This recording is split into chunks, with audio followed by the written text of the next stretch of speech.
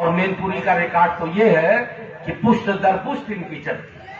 मतलब ये जिस सीट पे जिस जगह पे कब्जा कर लेते हैं, इनका ये कहना है कि अब ये हमारी ही हो गई जमीन, हमारे नाम पट्टा लिखा है।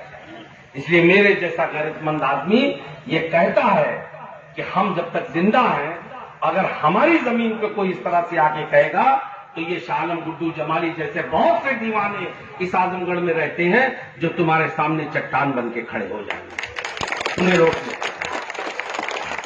ये कि वसूलों पे बात आए तो टकराना जरूरी है, और अगर जिंदा है तो जिंदा नजर आना जरूरी है।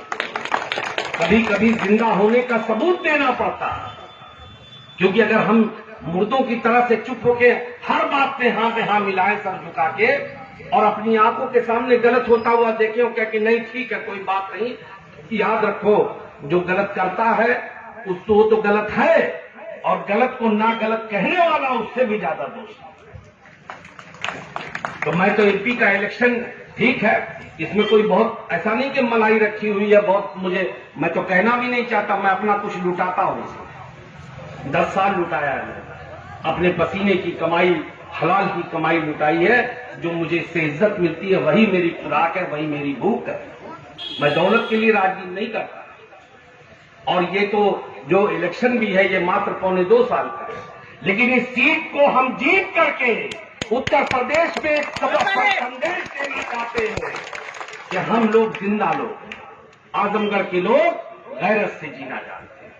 और जहां तक मेरी बात है, मैं घमंड के साथ सर उठा के कहता हूं, मैं ये नहीं कहता कि मैं बिल्कुल 100% परफेक्ट हूं। अगर कोई इंसान ये कह दे कि मुझ में कोई कमी ही नहीं है और मैं 100% परफेक्ट हूं तो वो झूठा है।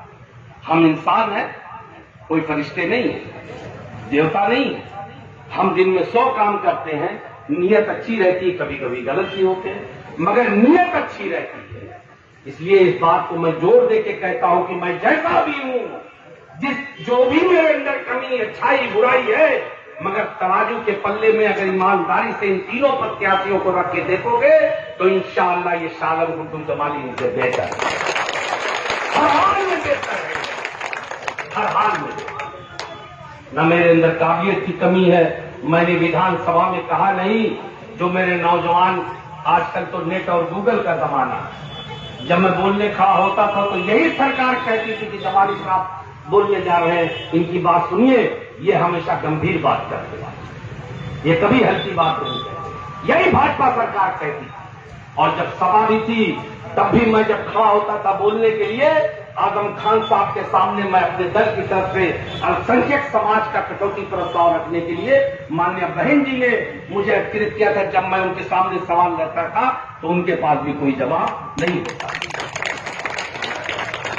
इसलिए मेरे भाइयों, न मेरे अंदर क्षमता की कमी है, न मैं कोई कम पढ़ा लिखा आदमी हूं, और मैं ये नहीं कहता कि मैं बहुत धनवान हूं।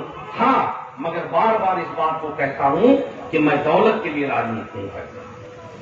जितना मुझे अपने बाल बच्चों की किफालत के लिए चाहिए, ऊपर वाला मुझे हलाल रोजी दे देता है और मैं उसमें खुश रहता हूं। और ये भी मैं कह दूं, मैं अपने समाज के उन लोगों से कहता हूं जो गरीब है, कमजोर है, क्योंकि शाह आलम गुड्डू जमाली की ताकत यही गरीब और कमजोर है।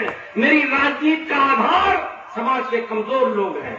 तुम्हारा ये भाई अपने कंधों पे तुम्हारी परेशानी को उठा लेगा, तुम मुझ पर भरोसा करके देखो, क्योंकि मैं अपनी दौलत को तिजोरी में बंद नहीं रखता। मैं एक मामूली बाप का बेटा हूं। हम 2 भाई थे, हमने मेहनत किया, जो हमें मिला ठीक, तो हम 7 पुश्त का ठीका लेके नहीं बैठे। हम कभी कभी अपने बच्चों से कहते हैं कि हमने जहां तक पहुंचाना था पहुंचा दिया, अब आगे का सफर तुम्हारा है। जब तक बाप जिंदा है वो तो अपनी जिम्मेदारी निभाएगा। इसलिए अगर कुछ कमाते हैं तो उसमें समाज के लिए भी हिस्सा लगाते हैं, जो समाज के गरीब और कमजोर लोग। अपनी तिजोरी, अपनी दौलत को ये नहीं कि साथ ताले के अंदर बंद करने की कोई देख न। इसलिए मेरे समाज के कमजोर भाइयों, अपने इस भाई पे भरोसा करो, मेरे कंधे मजबूत हैं।